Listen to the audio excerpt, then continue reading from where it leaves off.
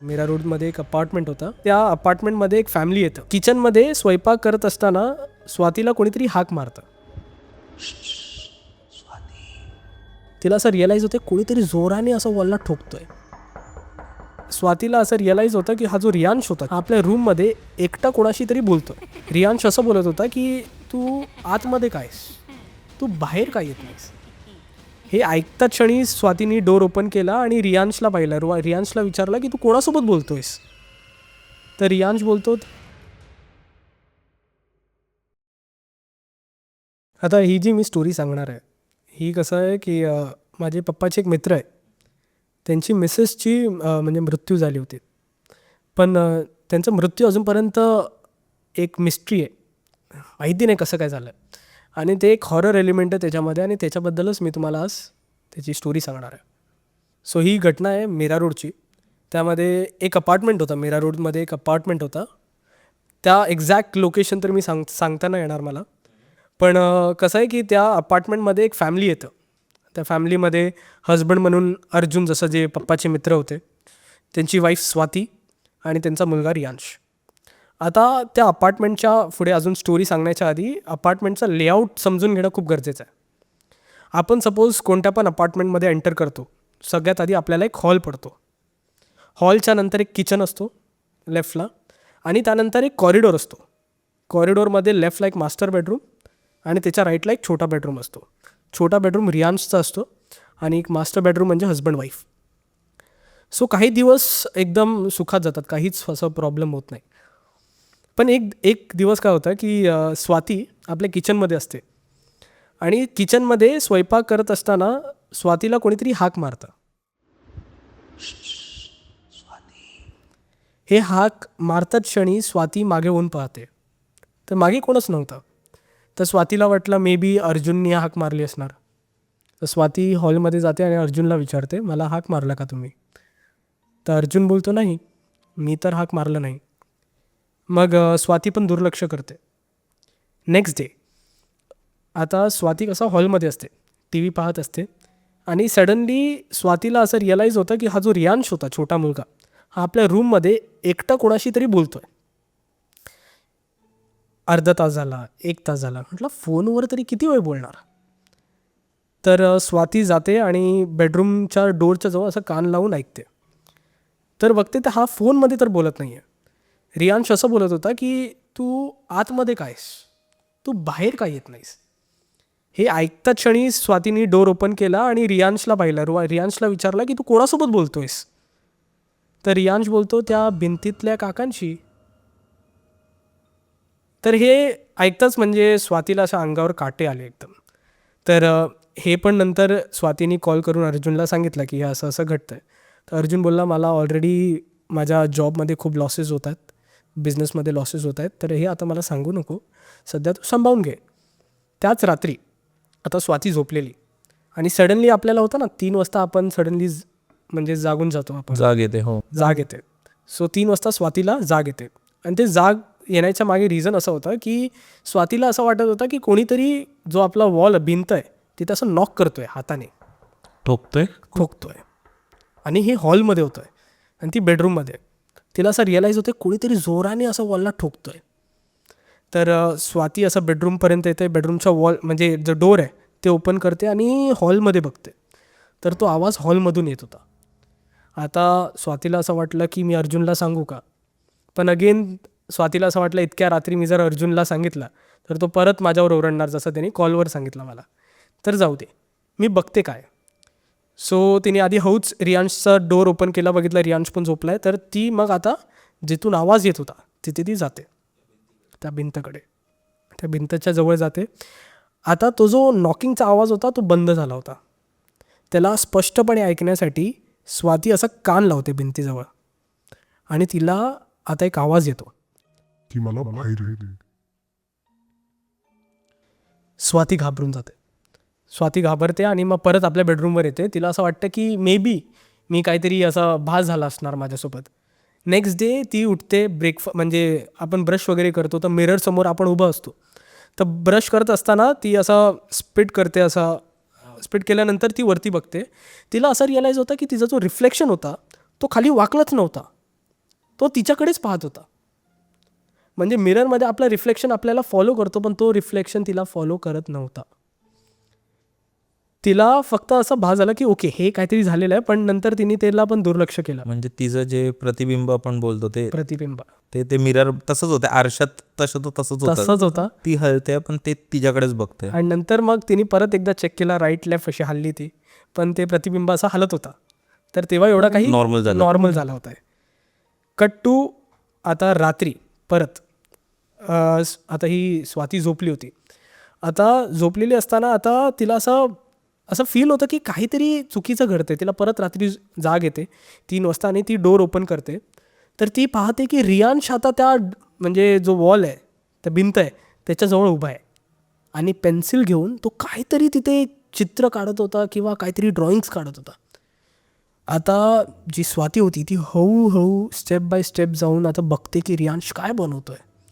तर नंतर कळालं रियांशनी डोरचा आकाराचा असं एक डोर बनवला होता पेन्सिलने, दार बनवलंय, दार बनवलं असं. तर मग स्वातीने रियांशला विचारलं, रियांश काय करतोयस तू? आणि त्याला असं मागे घेतलं. तर रियांश बोलतो, मला माहिती नाही मी इथे कसं आलो, मी तर झोपलो होतो.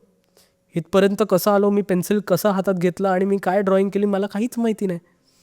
आता स्वाती खूप डिस्टर्ब होऊन जाते या सगळ्या इन्सिडेंटनी. तिला असं वाटतं हे काय होतं आहे माझ्यासोबत किंवा आमच्या फॅमिलीसोबत असं का होतं आहे. हे एकदाच असं विचार करत करत ती खाली गेली मार्केटमध्ये.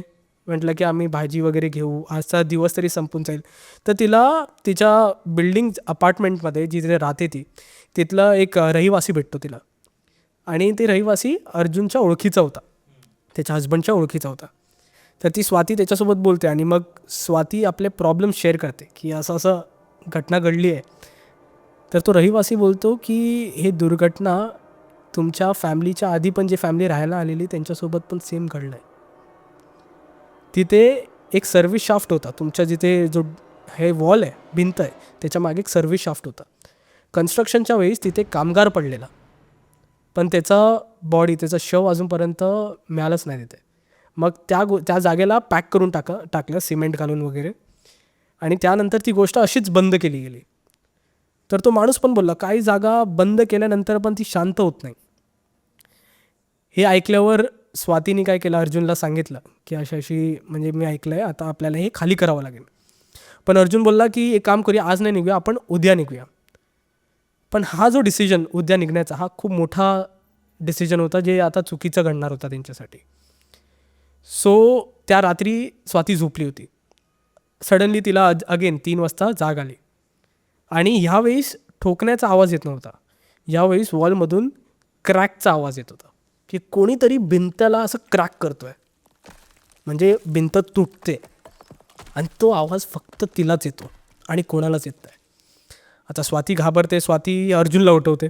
अर्जुन बोलतो मला काहीच आवाज येत नाही, तू झोप, तुला फक्त म्हणजे असं भ्रम झाला आहे, भास झाला आहे. सो स्वाती आता कसं झोपत असताना आपल्या पिलोज आपल्या कानावर लावते आणि बंद करते असं की मला आवाज नाही ऐकायचा आहे. तरी तिला तो आवाज अजून मोठा होत जातो. ती उठते आणि तिला एक भीती पण असते की रियांश पण समोरच्या रूममध्ये, मी एकदा जाऊन बघून येते. तर ती उठते आणि बेडरूमचा डोर ओपन करते. तर आता तिला कळतं की तो जो वॉल होता तिथे अशा आता क्रॅक्स यायला लागलेत, पेंट्स तुटलेत, म्हणजे पेंट्स असं सगळं ब्रशन ऑफ झालेत आणि ते पपडी असते ना ती पण खाली पडलेली होती. तिने लगेच रियांशचा डोर ओपन केला तर रियांश झोपलेला होता. जसं आता ही जी स्वाती होती ही आता बघते तिथे. तर बघत असताना ती पाहते की आता त्या वॉल्समधून असं क्रॅक झालं आहे आणि एक हात त्या क्रॅकच्या बाहेर येतो असं. ते बघतात क्षणी ती घाबरली आणि ती जाऊन त्या बेडवर जाऊन झोपून गेली. तिला काहीच कळत नव्हतं. स्टेप बाय स्टेप तिला कळत होतं की कोणीतरी व्यक्ती आता तिच्याजवळ येतं आहे तिच्या बेडरूममध्ये. आणि सडनली डोर ओपन होतो तिच्या बेडरूमचा. तिला कोणी दिसत नाही, पण तिला भास होतं की कोणीतरी एंटर केलं बेडरूममध्ये. आणि सडनली तो जो व्यक्ती असतो तो तिच्या छातीवर येऊन बसतो. आता ती पॅरेलाइज झाली होती, तिला आवाज करता येत नव्हता, तिला हात चालवता येत नव्हता, तिला काहीच बोलता, शी वॉज हेल्पलेस. तो जो व्यक्ती तिच्या छातीवर बसतो आणि तिच्या अंगात शिरतो. नेक्स्ट डे सगळं नॉर्मल, तो जो भिंत होता ते पण एकदम नॉर्मल, स्वाती पण एकदम रिलॅक्स्ड. आता ती घाबरत नाही आहे. आता जो अर्जुन असतो तो बोलतो की चल आपण शिफ्ट करूया आज. ती स्वाती बोलते काय गरज नाही आहे, शिफ्ट करायची गरज नाही आहे, आपण 1 महिन्यानंतर करू शिफ्ट. हा जो रूप तिचा बदललेला होता अर्जुनला थोडा खटकला, पण तिला असं वाटलं की चांगलंच आहे, एवढ्या कमी रेट्समध्ये आपल्याला कुठे घर तर मिळणार नाही आहे. आता ही जर म्हणते की नाही शिफ्ट व्हायचं तर आपण 1 महिना डिले करू. जाऊ दे, हिचाच प्रॉब्लेम होता तसं. हिचाच प्रॉब्लेम होता, आपण डिले करू. सो मग अर्जुन कामाला जातो. कामावरनं आल्यानंतर तो रियांशला भेटतो. होमवर्क केला का बा? तो बोलतो मी होमवर्क केलं, पण मम्मी आता विचित्र वागते. बोलतो काय झालं? बोलते की मम्मी आहे ना त्या भिंतजवळ जाते आणि काहीतरी बोलत असते, काहीतरी बडबडत असते. सो अर्जुनने विचार केला आता जरा लक्ष ठेवायला लागेल. परत हे रात्री झोपले. रात्री ह्यावेळेस आता भिंतमधून असं वाटतं कोणीतरी असं आपटतोय, काहीतरी आपटतोय, आवाज येतोय. आणि ह्यावेळेस अर्जुन होता, त्याला जाग आली. त्याने राईटला बघितलं तर स्वाती नव्हती बेडवर. तर ह्यावेळेस तो अर्जुन होता तो उठतो आणि डोअर ओपन करतो आणि हॉलमध्ये बघतो. तर तिला तो बघून जे दृश्य तिने बघितलं तर अर्जुन एकदम शॉक होता. तिची वाईफ स्वाती त्या भिंतकडे आपला म्हणजे माथा आपटते असा.